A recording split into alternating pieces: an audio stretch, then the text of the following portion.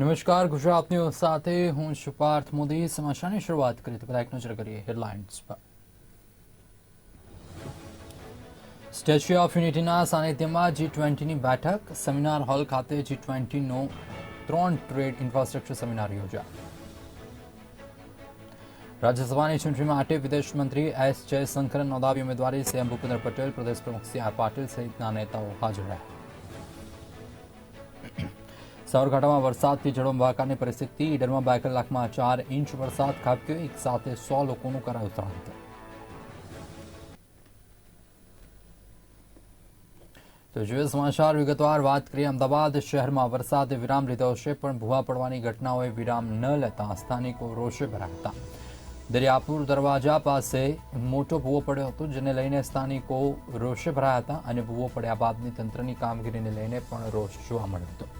ત્યારે વાહન ચાલકો પણ મુશ્કેલીમાં મુકાયા હતા અને તંત્ર દ્વારા વહેલી તકે કામગીરી કરવાની માંગ ઉઠવા પામી હતી।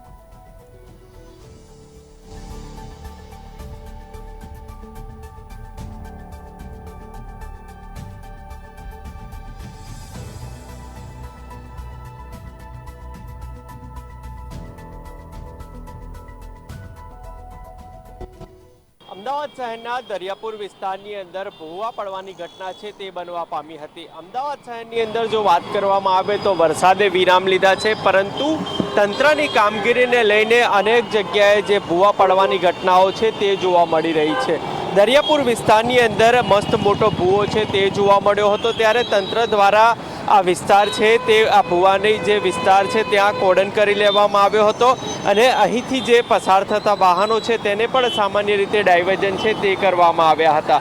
ત્યારે મસ્ત મોટા ભૂવાને લઈને સ્થાનિકો છે તેઓની અંદર પણ આ રોષ છે તે જોવા મળ્યો હતો, કારણ કે જે રીતે આ ભૂવો પડ્યો હતો, જોકે સદનસીબે કોઈ પણ જાતની જાનહાનિની ઘટના છે તે બનવા પામી ન હતી, પરંતુ જે રીતે આ ભૂવા પડવાની જે ઘટના છે તેને લઈને આ તંત્રની કામગીરી છે તેને લઈને પણ સ્થાનિકો છે તે રોષે ભરાયા હતા। ત્યારે વહેલી તકે આ ભૂવા છે તેનું સમારકામ કરી લેવાની જે માંગ છે તે સ્થાનિકોની ઉઠવા પામી હતી। કેમેરામેન ગૌતમ દુલેરા સાથે રિપોર્ટર દીપક મકવાણા, અમદાવાદ।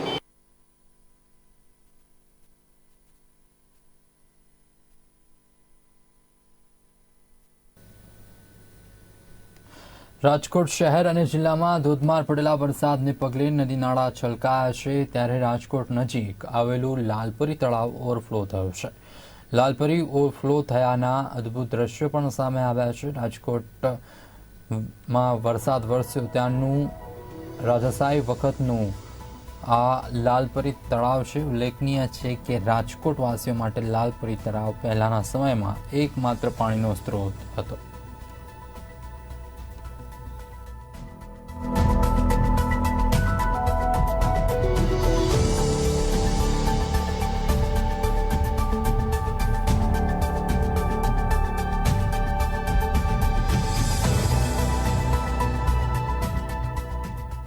રાજકોટ અને સમગ્ર સૌરાષ્ટ્ર ઉપર મેઘરાજા મહેરબાન થયા છે। સતત છેલ્લા 1 અઠવાડિયાથી આ મેઘરાજાની મહેર જોવા મળી રહી છે। ત્યારે રાજકોટની જો વાત કરવામાં આવે તો રાજકોટમાં પણ વરસાદનો 3જો રાઉન્ડ શરૂ થઈ ચૂક્યો છે। ગઈકાલ સવારથી જ રાજકોટ અને રાજકોટ જિલ્લાના તમામ મથકો કે તમામ વિસ્તારોમાં છે તે વરસાદ પડ્યો હતો। ખાસ તો રાજકોટમાં કાલ સવારના 8 વાગ્યાથી રાતના 8 વાગ્યા સુધીમાં 3 ઇંચ જેટલો વરસાદ પડ્યો હતો, જેને પગલે કહી શકાય કે રાજકોટના તમામ નવા જે જળાશયો છે આ જળાશયોમાં નવા નીરની આવક થઈ હતી। મહત્વનું કહી શકાય કે રાજકોટનો રાજાશાહી વખત જે બંધ બનાવવામાં આવેલું લાલપરી તળાવ છે, આ તળાવ છે તે ઓવરફ્લો થવા પામ્યું હતું। જે રીતના આ દ્રશ્યો તમને બતાવી રહ્યા છે, લાલપરી ખાતેના આ દ્રશ્યો છે, લાલપરી નદીના આ દ્રશ્યો છે। પ્રદ્યુમન પાર્કની બાજુમાં આવેલું લાલપરી તળાવ છે તે ક્યાંક ને ક્યાંક હવે ચોમાસાની વર્ષા ઋતુને પગલે છે તે ભરાઈ ચૂક્યું છે અને હવે ઓવરફ્લો થવાની જે છે તે થઈ રહ્યું છે। મહત્વનું છે કે રાજકોટ સહિત સમગ્ર સૌરાષ્ટ્ર અને ગુજરાત ઉપર મેઘરાજાની મહેર જોવા મળી રહી છે। સૌરાષ્ટ્રમાં છેલ્લા 1 અઠવાડિયાથી મેઘરાજાની મહેર છે। રાજકોટમાં પણ હવે વરસાદનો આ 3જો રાઉન્ડ છે તે શરૂ થઈ ચૂક્યો છે। જે રીતની વાત કરવામાં આવે તો રાજકોટમાં આ વરસાદને પગલે છે તે ન્યારી ડેમ હોય, આજી ડેમ હોય કે પછી રાજકોટ જિલ્લાના તમામ જે આવતા જળાશયો છે, આ તમામ જળાશયોમાં છે તે નવા નીરની આવક થવા પામી છે। મહત્વનું છે રાજકોટનો ન્યારી 2 ડેમ છે તે ઓવરફ્લો થતાં તેના દરવાજા ખોલવાની ફરજ પડી હતી। ત્યારે હવે જે રાજકોટનો કહી શકાય કે વર્ષો જૂનો એટલે કે રાજાશાહી વખતનો બનાવેલી જે લાલપરી તળાવ છે, આ લાલપરી તળાવ છે તે ઓવરફ્લો થવા પામ્યું હતું. હાલ આજે વરસાદનો માહોલ પણ છે તે રાજકોટમાં, તેને પગલે ક્યાંક ને ક્યાંક લાલપરી તળાવ જે છે તે છલકાતા ક્યાંક ને ક્યાંક કુદરતી સૌંદર્ય હોય તે સોળકળાએ અહીં ખીલી ઉઠ્યું હોય તેવા દ્રશ્યો છે તે અહીં જોવા મળી રહ્યા છે. મહત્વનું છે કે હજુ પણ આગામી દિવસોમાં વરસાદની આગાહી છે તે હવામાન વિભાગ દ્વારા કરવામાં આવી છે. હાલ જો વાત કરવામાં આવે તો રાજકોટમાં સિઝનનો 16 ઇંચથી પણ વધુ વરસાદ છે તે ખાબકી ચૂક્યો છે. ત્યારે હજી જે વાત કરવામાં આવે તો રાજકોટનું રાજાશાહી વખતનું લાલપરી તળાવ છે તે છલકાઈ જતા ક્યાંક ને ક્યાંક રાજકોટવાસીઓમાં પણ ઉત્સાહનો માહોલ છે તે હાલ જોવા મળી રહ્યો છે. કેમેરામેન દિવ્યરાજ વ્યાસ સાથે શુભમ ભટ્ટ, ગુજરાત ન્યૂઝ, રાજકોટ.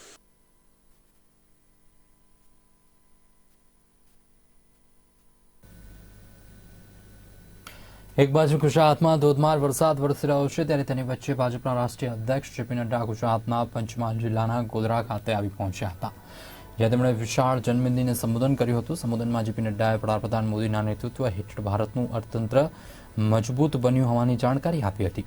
આ સિવાય તેમણે બ્રિટનના વડાપ્રધાન ઋષિ સુનકને ભારતના અર્થતંત્રને લઈને કહેલા શબ્દો અંગે પણ સંબોધનમાં કહ્યું હતું. તો આ સાથે તેમણે સ્વદેશી ઉત્પાદનમાં ભારતની સિદ્ધિની વાત પણ જણાવી હતી.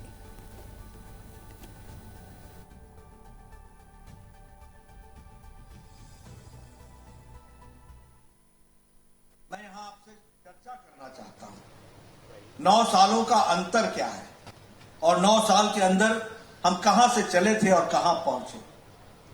सबसे पहली बात तो ये समझिए कि आर्थिक दृष्टि से दुनिया को मार पड़ी है कोरोना के कारण और यूक्रेन के कारण. कोई देश नहीं बचा. सारी दुनिया ने आर्थिक मंदी देखी. सारी दुनिया ने यूक्रेन की लड़ाई के कारण सप्लाई चेन की मुसीबत देखी. लेकिन उसके बावजूद भी आज दुनिया के आर्थिक जगत के विशेषज्ञ ये कहते हैं कि अगर कहीं उम्मीद ब्राइट स्पॉट है तो वो भारत है और भारत आगे बढ़ रहा है. इसके बावजूद भी इंटरनेशनल मॉनिटरी फंड कहता है कि भारत की आर्थिक स्थिति बहुत मजबूत है. इसके बावजूद भी, इन सब परिस्थितियों के बावजूद भी भारत 9 साल पहले 11वें नंबर पर आर्थिक अर्थव्यवस्था में खड़ा था. और आज मोदी जी के नेतृत्व में जिस ब्रिटेन ने हम लोगों के ऊपर 200 साल राज किया, उसको भी पछाड़कर भारत अब 5वें नंबर की अर्थव्यवस्था बन गई है. और ब्रिटेन का प्रधानमंत्री ऋषि सुनक बोलते हैं कि समय दूर नहीं है जब भारत दुनिया की तीसरी नंबर की अर्थव्यवस्था बन जाएगी. तीसरी नंबर 92% मोबाइल, 92% मोबाइल जो आप हाथ में लेकर घूमते हैं, यह विदेशों से बन करके आता था और सबसे ज्यादा चाइना से आता था. आज भारत 97% मोबाइल भारत में बना रहा है और एप्पल भी अब भारत में बन रहा है.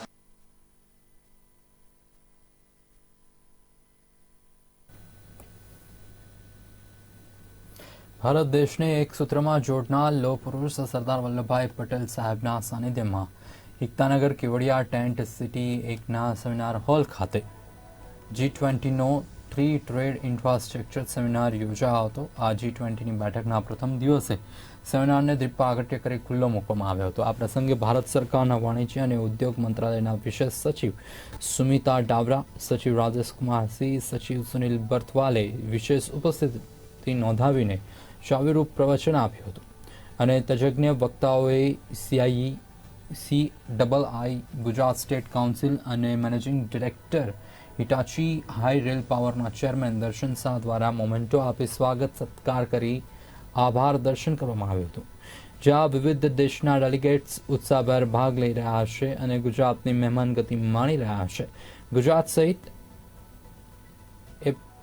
એસ્પિરેશનલ નર્મદા જિલ્લામાં ઊભું કરવામાં આવેલ પ્રવાસન સ્થળથી પ્રભાવિત થઈ આદિજાતિના વૈવિધ્યસભર કલા સંસ્કૃતિથી વાકેફ પણ થયા હતા.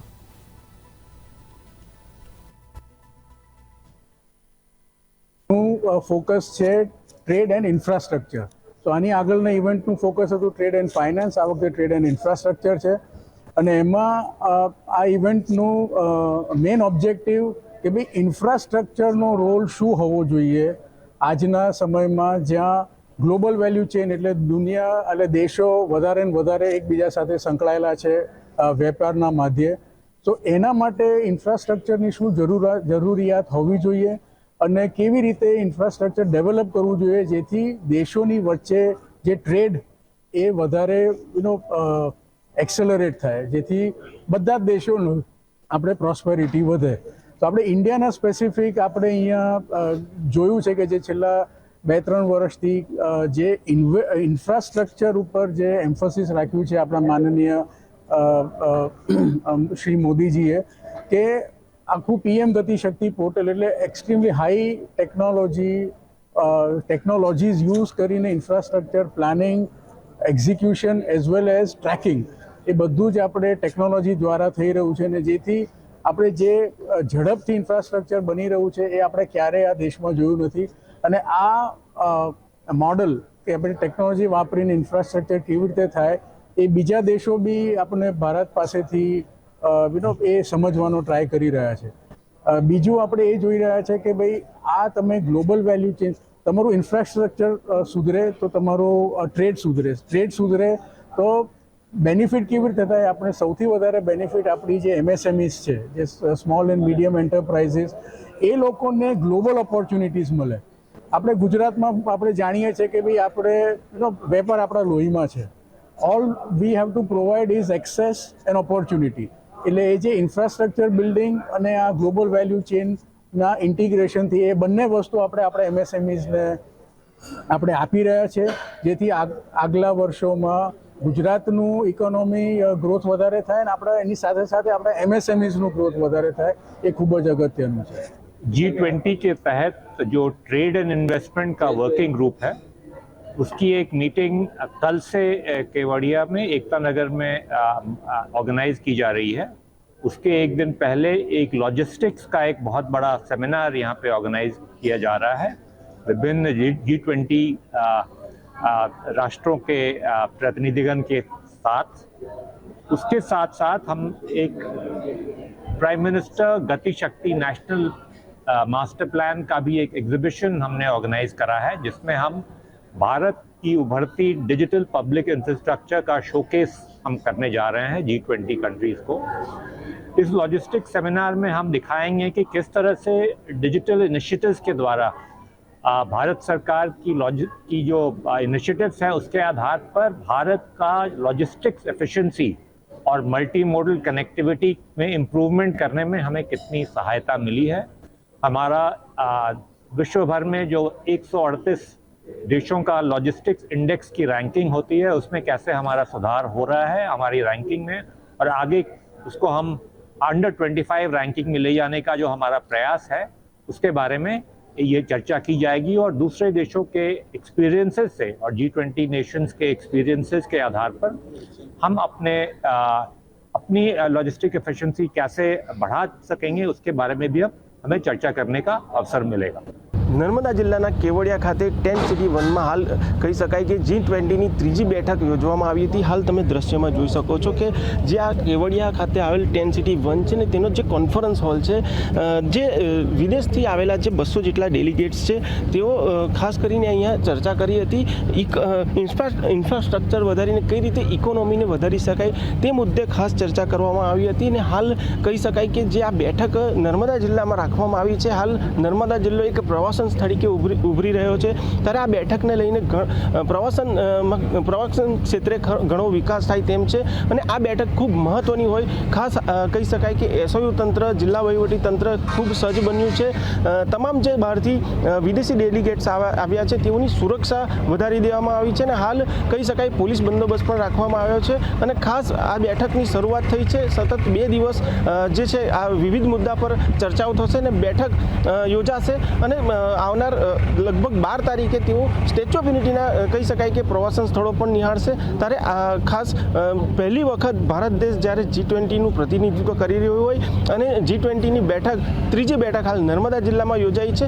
ગુજરાત સહિત નર્મદા જિલ્લા માટે ખૂબ ગર્વની વાત છે. રાજેન્દ્રસિંહ કઠવાડિયા, ગુજરાત ન્યૂઝ, નર્મદા.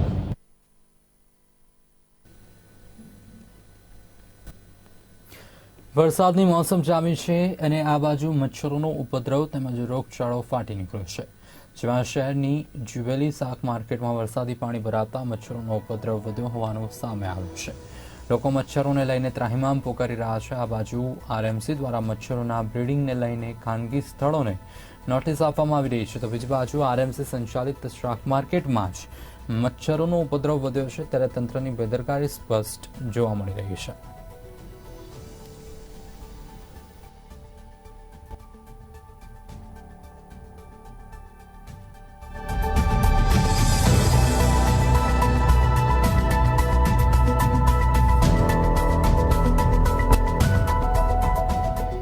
રાજકોટની સૌથી મોટી અને સૌથી જૂની નવી જુબેલી શાક માર્કેટની હાલત છે તે ક્યાંક ને ક્યાંક દયનીય બની હોય તેવી સ્થિતિ છે, નિર્માણ પામી છે. વરસાદની સિઝનમાં જ જે છે તે અહીં ગંદકીના ગંજ છે તે જોવા મળી રહ્યા છે. ખાસ કરીને જે ચોમાસાની સિઝન ચાલી રહી છે ત્યારે જે કહી શકાય કે રાજકોટ જુબેલી માર્કેટમાં જ ગંદકી છે તે જોવા મળી રહી છે, જેને પગલે ક્યાંક ને ક્યાંક મચ્છરનો ઉપદ્રવ છે તે જોવા મળી રહ્યો છે.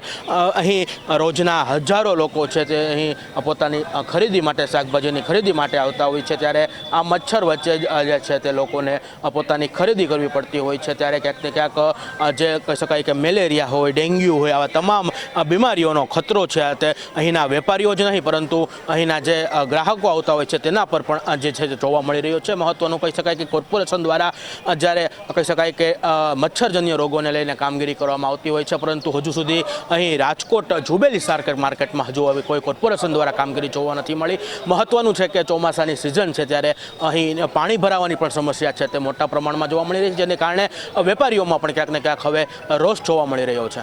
કેમેરામેન કેતન લખતરિયા સાથે શુભમ ભટ્ટ, ગુજરાત ન્યૂઝ, રાજકોટ.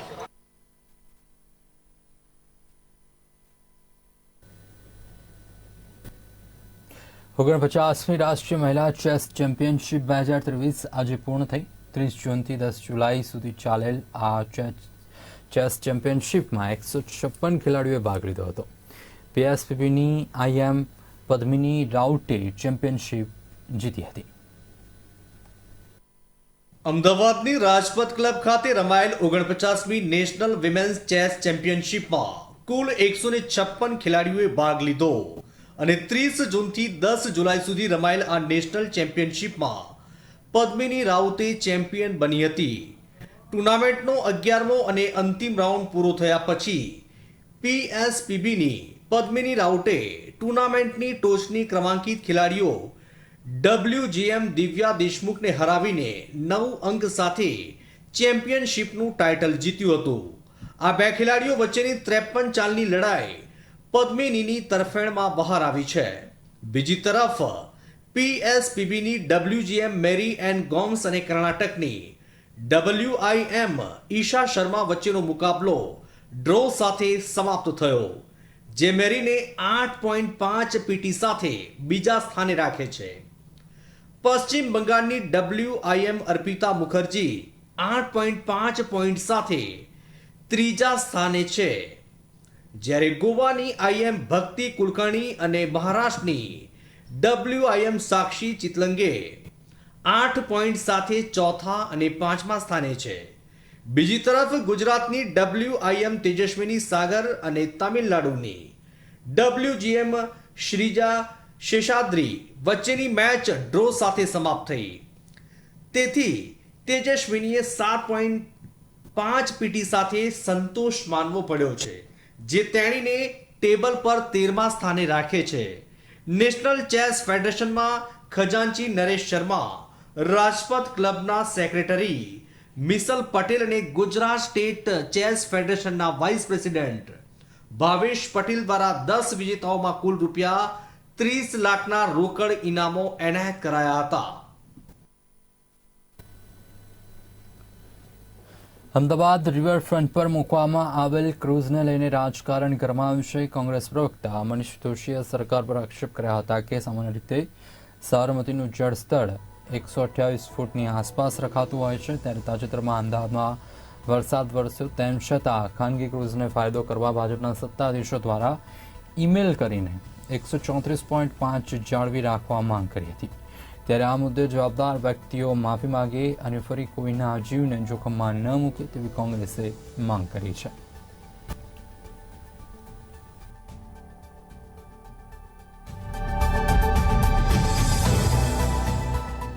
ખાનગી ક્રૂઝ સંચાલકોને ફાયદો થાય અને વાહવાઈ થાય સત્તાધીશોની, ગણા ગાંઠિયા લોકોની મોટો ફોટોગ્રાફી ફંક્શનો થાય. આવો વિકાસ અમદાવાદના નાગરિકો, ટેક્સપેયર નાગરિકોને જોતો નથી, એવું સ્પષ્ટપણે કોંગ્રેસ પક્ષ તરીકે અમે માંગ કરી છે. એવો વિકાસ એટલા માટે નથી જોતો જે વિકાસથી હજારો નાગરિકોના જીવ જોખમમાં મુકાતા હોય, તો એવો વિકાસને કોંગ્રેસ પક્ષ સંપૂર્ણપણે એનો વિરોધ કરે છે. શહેરમાં નવું નજરાણું આવે સારી વાત છે, પણ એમાં બુદ્ધિનું પ્રદર્શન કરતા હોય એમને માત્ર સંચાલકોને ફાયદો કરાવવાનો હોય તે રીતનો જે રીતનો લેટર લખાણો છે કોર્પોરેશનના સત્તાધીશોનો, ત્યારે હું પૂછવા માગું છું આપના માધ્યમથી કે અમદાવાદના 75 લાખ શહેરી નાગરિકોના જીવને જોખમ મૂકવા માટે કોની જવાબદારી? આ કોના કહેવાથી આ 134.5 ફૂટ લેવલ ક્યાં આધારે રાખવામાં આવ્યું છે? આના માટે શહેરી નાગરિકોના જીવને જોખમમાં મૂકવાનું અને અમદાવાદમાં ઠેર ઠેર પાણી જે ભરાણા અને એના કારણે સરેરાશ 3 કલાક શહેરી નાગરિકો, વાહન ચાલકો, શહેરી નાગરિકો અટવાના, એટલે 10 લાખ નાગરિકોનું વિચારીએ તો 30 લાખ માનવ કલાક વેફાણા. એની માટે કોણ જવાબદાર? આપણે જોયું હતું જમાલપુરની અંદર જે ભૂવો પડ્યો એમાં માણસ કેવી રીતે ગરકાવ થતો હતો. આવી અનેક જગ્યાએ સ્થિતિનું નિર્માણ માટે જવાબદાર કોણ? આ બધી બાબતો અંગે કોંગ્રેસ પક્ષ માંગ કરે છે કે આ મેલ કરનારાને આ મેલ પછી 134.5 ફૂટની સપાટી જાળવી રાખવાના આદેશ આપનાર અધિકારી સામે પગલાં ભરાય. ભાજપાના મેયર સહિતના સત્તાધીશો એની જવાબદારી નક્કી કરીને અમદાવાદના 75 લાખ શહેરી નાગરિકો માટેની જાહેરમાં માફી માગીને એમની ભૂલ સ્વીકારે કે તેમના આ નજરાણાના એમના તકલખી શોખના કારણે શહેરી નાગરિકો મુશ્કેલીમાં મુકાણા હતા. એની જવાબદારી સ્વીકારીને અમદાવાદના નાગરિકોને હવે પછી અમે આવી મુશ્કેલીમાં નહીં મૂકીએ, એની જવાબદારી સ્વીકારે તેવી કોંગ્રેસ પક્ષ માંગ કરે છે.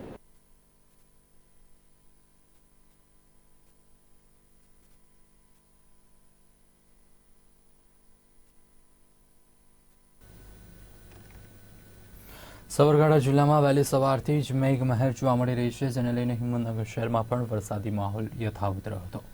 હિંમતનગર શહેરમાં 4 ઇંચ જેટલો વરસાદ ખાબકી ચૂક્યો છે, જેને લઈને નીચાણવાળા વિસ્તારોમાં પાણી ભરાવાના દ્રશ્યો સામે આવ્યા છે. ત્યારે હિંમતનગર શહેરના હારસમા વિસ્તાર, સહકારી જીન વિસ્તારમાં આવેલી શગુન સોસાયટી અને કર્ણાવતી સોસાયટી પાસે નીકળતા ટીપી રોડ ઉપર ઢીંચણસમાં પાણી ભરાઈ ચૂક્યા હતા. નગરપાલિકા દ્વારા કામગીરીની બસ મોટી વાતો કરવામાં આવતી હતી, પરંતુ પ્રથમ વરસાદે જ તંત્રની પોલ ખોલી નાખી હતી. સાબરકાંઠા જિલ્લામાં આજે વહેલી સવારથી જ વરસાદ વરસ્યો હતો. વરસાદ વરસવાને લઈને હિંમતનગર વિસ્તારમાં જે નીચાણવાળો જે વિસ્તાર છે, વિસ્તારમાં પાણી ભરાયું છે. ખાસ કરીને જો વાત કરીએ તો સહકારી જીન પાસે આવેલા કર્ણાવટી અને જે ટીપી રોડ છે, નગરપાલિકાનો જે ટીપી રોડ બનાવવામાં આવ્યો છે, જે નીચાણવાળો વિસ્તાર છે, તે વિસ્તારમાં પાણી ભરાતું હોય છે. દર વર્ષે આ વરસાદના કારણે આ પાણી ભરાતું હોય છે. આવતા જતા જે વિસ્તારના જે લોકો છે, જવા માટે પણ મુશ્કેલીઓનો સામનો કરવો પડતો હોય છે, જેથી વાહન ચાલકોને આ રોડ ઉપર પસાર થવું પડતું હોય છે. ઢીંચણ સમાજ જેવો પાણી ભરાવાના લઈને પણ વાહનો બંધ થતા હોય છે અને કેટલાક વાહન ચાલકોએ આ વાહનોને ધક્કો મારીને પણ બહાર કાઢવું તેવી મજબૂર બન્યા છે. જે પ્રકારે દ્રશ્યોમાં જોઈ શકાય કે જે વરસાદના લઈને પણ આ જે નીચાણવાળો વિસ્તાર છે, નીચાણવાળો વિસ્તારના લઈને પણ પાણી ભરાતા હોય છે. આજુબાજુ જે વિસ્તારોમાં સોસાયટીઓ આવે છે, તે સોસાયટીઓનો પાણી ભરાયા છે.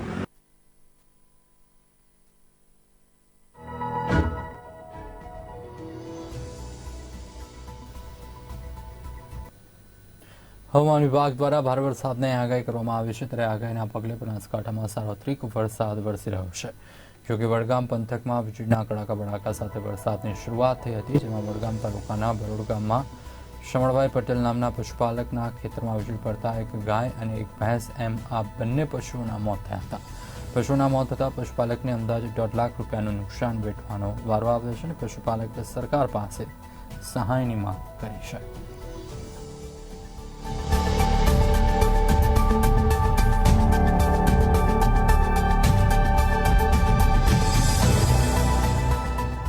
સાહેબ 8 વાગે વીજળી કડાકા ભડાકા સાથે પડી અને મારો 2 જાનવર મૃત પામ્યો છે. સારામાં સારો જાનવર હતો અને વીજળી પડી એટલે અમને કશું દેખાતું નહોતું. અમારા ભાજ્યા મસારી પણ ગભરાઈ ગયા હતા અને 1.5 લાખનો મારો માલ છે સાહેબ. એમાં સરકાર જે સહાય આપે એ વિનંતી કરવાની.